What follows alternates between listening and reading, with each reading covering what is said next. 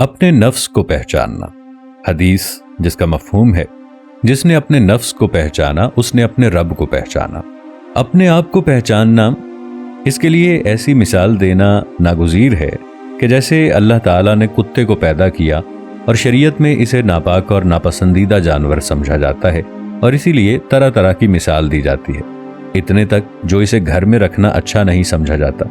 لیکن کتا اگر اپنے آپ کو پہچان لے کہ میں کتا ہوں، تو وہی کتا بڑی رحم دلی سے پایا جاتا ہے، اس پر پیار آتا ہے، وہ گھر میں لازم و ملزوم ہو جاتا ہے۔ اس مثال سے صرف اپنے نفس کو پہچاننا ہے کہ میں تو ایک حقیر سا کتا ہوں، اگر میں مالک کے پیر نہیں چاٹوں گا تو نکال دیا جاؤں گا، اگر میں رات کو جاگ کر مالک پر پہرا نہیں دوں گا تو مجھے روٹی پانی نہیں ملے گا اور میں بھوکا مر جاؤں گا،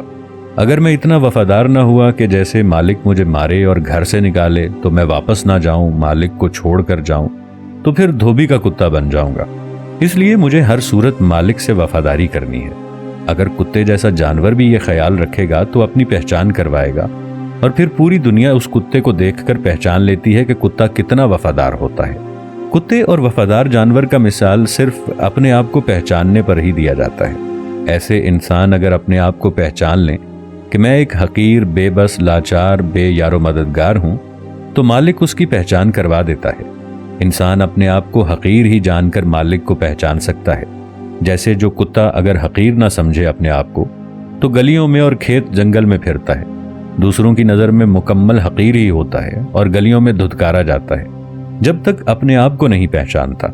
انسان کو بھی سمجھنا چاہیے کہ اگر کتا اپنے مالک کی تعریف اپنی زبان سے کرتا ہے تو اس کی زبان میں اتنی شفا ہو جاتی ہے کہ وہ اپنے زخم کو چاٹے تو وہ زخم ٹھیک ہو جاتے ہیں، اگر وہ کسی انسان کے زخم بھی چاٹے تو وہ زخم بھی ٹھیک ہو جاتے ہیں۔ اس کی زبان اینٹی سیپٹک ہو جاتی ہے۔ اور انسان کا خود کو پہچاننا اس طرح ہے کہ کسی بھی نیک کام کا کرنا، اچھی نیت رکھنا، نیکی کی طرف جانا، کوئی بھی بری نیت نہ رکھنا، لالچ رکھنا، چغلی اور برے اعمال کرنا، برا خیال رکھنا،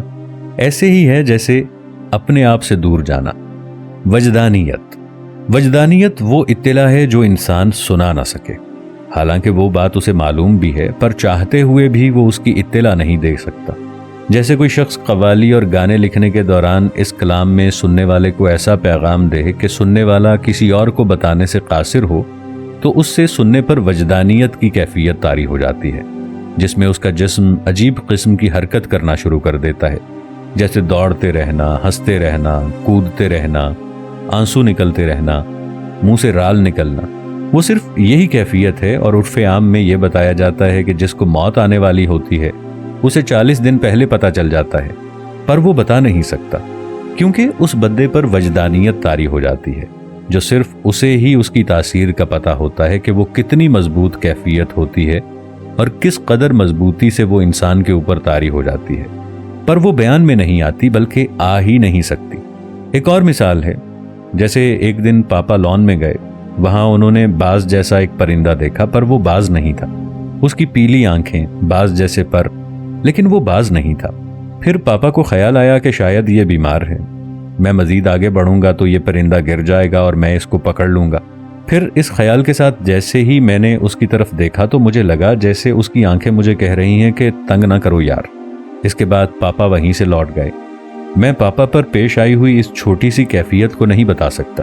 کیونکہ یہ جو اس پرندے کی آنکھیں دیکھ کے خیال آیا، یہ وہ وجدانیت ہے جو بتانے میں نہیں آ سکتی۔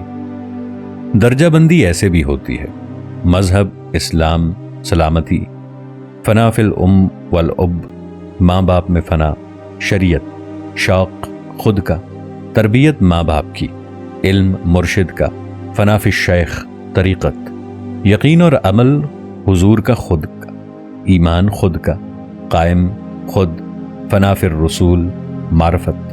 استقامت خود، جنون خود، وجدانیت خود، فنا فی اللہ یعنی حقیقت، ہماؤست خودی،